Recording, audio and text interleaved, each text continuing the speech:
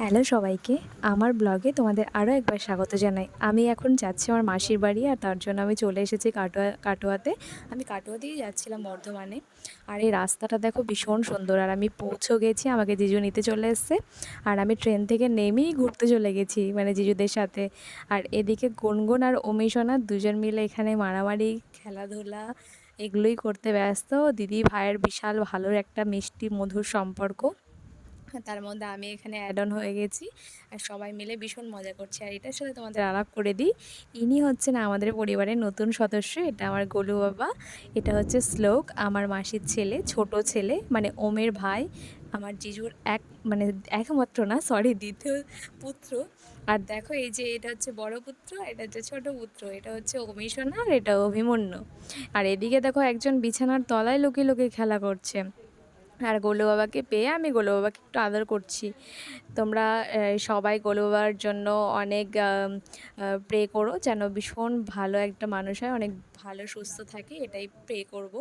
আর গোলু বাবা এত সুইট, তোমরা তোমরা দেখলে সত্যি, মানে ওকে দেখলেই আদর করতে ইচ্ছা করবে তোমাদের, এত সুন্দর, এত মিষ্টি আমার গোলু বাবাটা। আর এখানে বাবার কাছ থেকে এখন আদর আদর খাচ্ছে, আর এদিকে দাদার কাছ থেকে আদর খাচ্ছে আমার গোলু বাবা। দাদাকে দেখো একবার, ভাইকে কত ভালোবাসে। আর এখানে এটা হচ্ছে আমার মামির বাপের বাড়ি, এখানেই আমরা ছিলাম কদিন। আর চলে এসেছি এবার। ওখান থেকে ফেরার পর আমরা মামিদের ফ্ল্যাটে চলে এসেছি। এখানে আমি অমিশোনাকে নিয়ে এই গার্ডেনে খেলা করতে এসেছি। এখানে দেখো আমার অমিশোনা খেলা করতেও চলে এসছে। আর তার এখানে এত সুন্দর হাওয়া, মানে এখানে বসলে পুরো মনটা শান্ত হয়ে যায়, ভীষণ ভালো লাগে।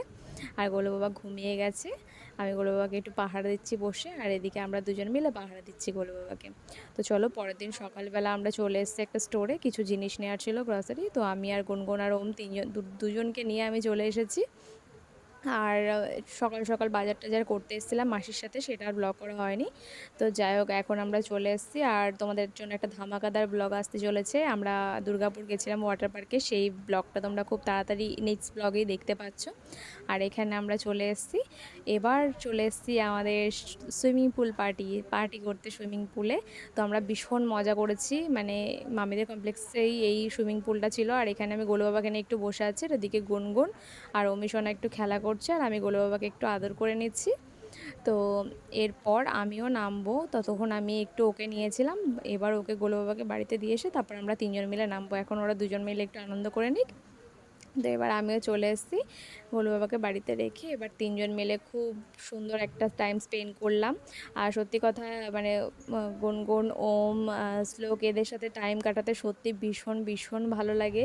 মানে অনেক দিন পর পর ওরা এখানে আসে, আর সেইটুকু সুযোগটা মানে আমি মিস করতে চাই না। যখনই ওরা আসে ওদের সাথে সময় কাটানোর জন্য আমিও চলে যাই মামার বাড়িতে।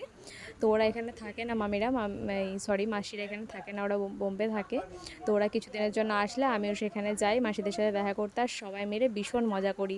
তো আগে তো আমি ব্লগ করতাম না, তাই তোমাদের সাথে শেয়ার করতে পারিনি। তো এর ফাঁকে আমি চলে এসেছি, আর গুনগুন আমাকে একটু ভিডিও বানিয়ে দিচ্ছে। সত্যি কথা, আমার জিজু, আমার মাসি, সবাই একটু একদম, মানে ওম, শ্লোক, ওরা পুরোটাই অন্যরকম একজন মানুষ, মানে ওদের সত্যি তুলনা হয় না, ওরা এতটাই ভালো মানুষ। মানে স্পেশালি আমার জিজুকে নিয়ে সত্যিই কিছু বলার নেই, শুধু এটাই বলবো, তুমি সবসময় এরকম থেকো, ব্যাস, আর কিছু জানি না। আনন্দ করার পরে এবার মাসি আর পিয়া মামিরা নেমে গেছিলো।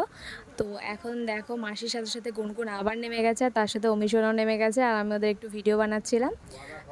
তো দেখো এখানে ওরা দুপুরবেলাতে খাওয়া দাওয়া করে তারপর নেমেছে, আর আমি একটু গোলু বাবাকে নিয়ে ঘরে ছিলাম, ও ঘুমাচ্ছিল, আমি জিজু সবাই মিলে ঘরেই ছিলাম। আর ওদেরকে দেখে আমি ওদের জন্য একটু ভিডিও বানানোর জন্য চলে এলাম।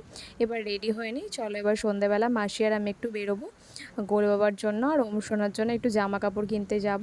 তো ওকে তো আমি প্রথমবার দেখছি, ওকে আমার কিছুই দেওয়া হয়নি সেভাবে, তাই ওর জন্য একটা জামা কাপড় কেনার জন্য মাসি আর আমি চলে এসেছি ভি-মার্টে। এখানে সত্যি কথা বাচ্চাদের ভীষণ সুন্দর কালেকশন ছিল, আর অপশান অনেকই ছিল। বাট এখন যেহেতু গরমকাল, তো আমি ভেবেছিলাম যে নর্মালি কিছু একটা, মানে গরমের মধ্যে অনেক ড্রেস দেখেছিলাম, মাসি কিনেছিল বলে আমি আর সেগুলো কিনিনি। আমি ওর জন্য খুব সুন্দর একটা ড্রেস পছন্দ করেছি, যেটাও এখন গরমে পরতে পারবে না, কিন্তু ওটা কিছুদিন পর পরতে পারবে। তো এইগুলো আমার ভীষণ ভালো লেগেছিলো, আর মাসিরা আমার দুজনারই পছন্দ হয়েছিলো, তাই এই ড্রেসটা আমার গোলু বাবার জন্য কিনেছে আর এটা অমি সোনার জন্য কিনেছি।